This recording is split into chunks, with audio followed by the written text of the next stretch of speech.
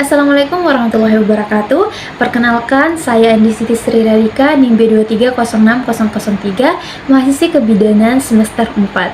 Nah, di video kali ini tuh saya akan membahas sedikit mengenai alat kontrasepsi alami yang bisa juga kita gunakan sebagai alat kontrasepsi. Nah, alat kontrasepsi sendiri itu adalah alat atau metode yang kita gunakan untuk mencegah ataupun menunda kehamilan. Nah, bagi pasangan yang sudah menikah, alat kontrasepsi alami ini bisa menjadi solusi untuk Anda yang ingin menunda ataupun mencegah kehamilan. Nah, metode kontrasepsi yang akan saya bahas kali ini yaitu alat kontrasepsi atau metode kontrasepsi alami, yaitu metode kalender dan juga suhu basal.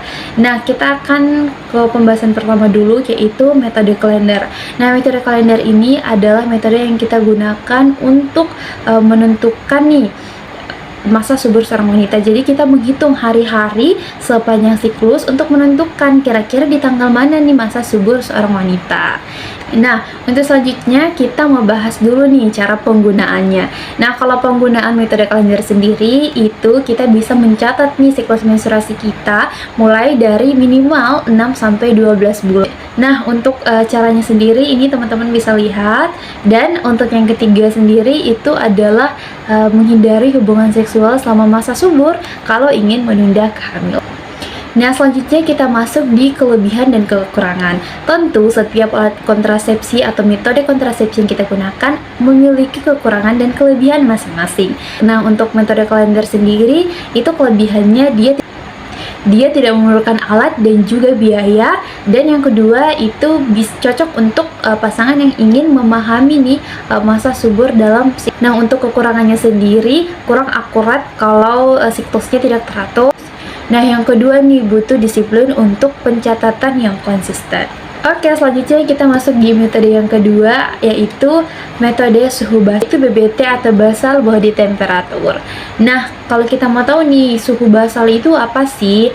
Nah, teman-teman perlu tahu nih kalau suhu basal tubuh itu adalah suhu basal yang diperoleh ketika kita beristirahat total atau diambil ketika kita bangun tidur.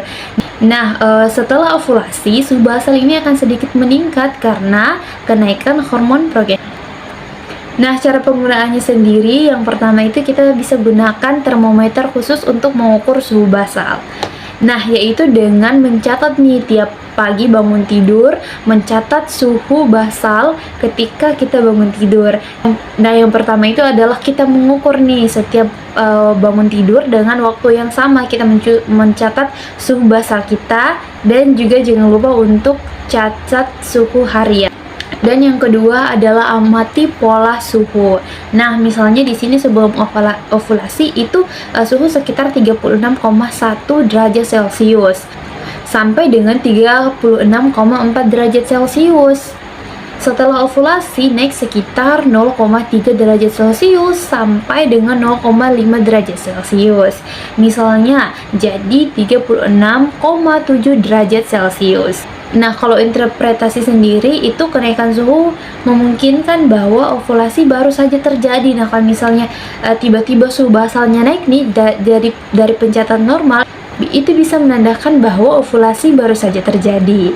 Nah, yang kedua adalah hindari hubungan seksual 2-3 hari sebelum suhu naik dan 3 hari setelahnya jika ingin menghindari kehamilan. Nah, tentu seperti alat kontrasepsi metode kalender itu ada kekurangan dan kelebihannya. Kalau untuk kelebihannya sendiri nih, yang pertama adalah memberi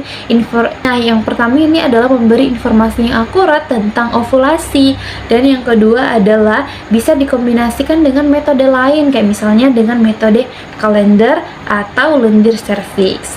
Nah, selanjutnya kita masuk di kekurangan. Nah, kalau kekurangannya sendiri itu harus akan disiplin untuk mengukur suhu basal tiap pagi, dan yang kedua adalah sulit dilakukan jika memiliki pola tidur yang tidak teratur atau sedang sakit.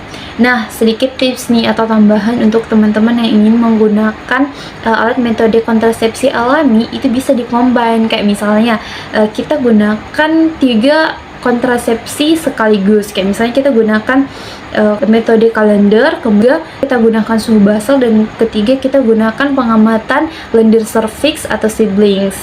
Nah, perlu disclaimer dulu bahwa alat kontrasepsi alami ini bukan satu-satunya metode yang disarankan untuk teman-teman yang siklusnya itu kurang teratur, karena perlu diketahui bahwa metode-metode ini itu lebih baik digunakan untuk teman-teman yang memiliki siklus menstruasi yang teratur, agar hasil dari metodenya itu sesuai dengan yang kita inginkan.